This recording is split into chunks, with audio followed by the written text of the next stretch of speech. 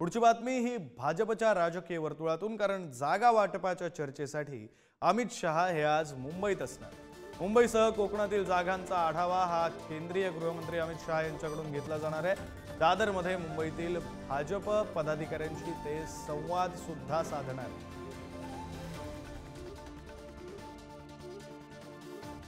प्रतिनिधी पंकज दळवी आपल्यासोबत जोडले गेलेत, आपण त्यांच्याकडून अधिकचा तपशील जाणून घेऊया। पंकज, नेमका कशा प्रकारचा दौरा असणार आहे अमित शहा यांचा? या दौऱ्यामध्ये नेमक्या कोणत्या विषयांवर चर्चा होणार आणि कोणत्या विषयांवर शिक्कामोर्तब होणं अपेक्षित आहे?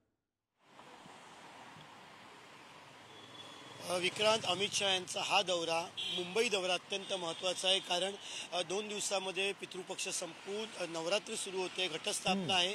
नवरात्रीच्या पहिल्या सुरुवातीच्या काही दिवसांमध्ये भाजपाची पहिली यादी उमेदवारांची येण्याची शक्यता आहे आणि त्यामुळे या दौऱ्यामध्ये ही नावं जवळजवळ निश्चित केली जाण्याची शक्यता आहे। या सगळ्या भागांचा आढावा जो आहे तो अमित शहा घेतील। कोकण, विशेषतः कोकण विभाग असेल, याची माहिती जी आहे, मुंबई कोकण या विभागाची माहिती अमित शहा घेतील। तिकडची नक्की इक्वेशन्स ते जाणून घेतील।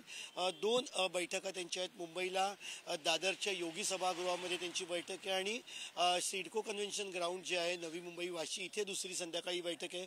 दोन्ही ठिकाणी ते कार्यकर्त्यांशी, प्रमुख पदाधिकाऱ्यांशी संवाद साधणार आहेत, ही एक बाजू। पण दुसऱ्या बाजूला आल्यानंतर भाजपाचे प्रमुख नेते आहेत, भाजपाचे प्रदेशाध्यक्ष असतील, भाजपाच्या कोर कमिटीचे महाराष्ट्राचे सगळे नेते असतील, यांच्याशी चर्चा करून जी पहिली यादी आहे ती यादी जाहीर होण्याच्या दृष्टीने महत्त्वाची चर्चा होईल असं जी माहिती मिळते त्यानुसार आहे। कुठल्या जागी कुठल्या आमदाराची उमेदवारी किंवा कुठल्या व्यक्तीची उमेदवारी दिली जाऊ शकते याची चाचपणी यापूर्वीच झालेली आहे।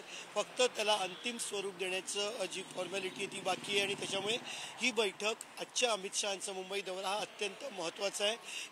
पंकज, त्यामुळे आजच्या या दौऱ्यामध्ये अंतिम नाव निश्चिती होणार का, अंतिम शिक्कामोर्तब नावांवर केलं जाणार का, हे पाहणं महत्त्वाचं असणार आहे। धन्यवाद तुम्ही दिलेल्या सविस्तर माहितीसाठी।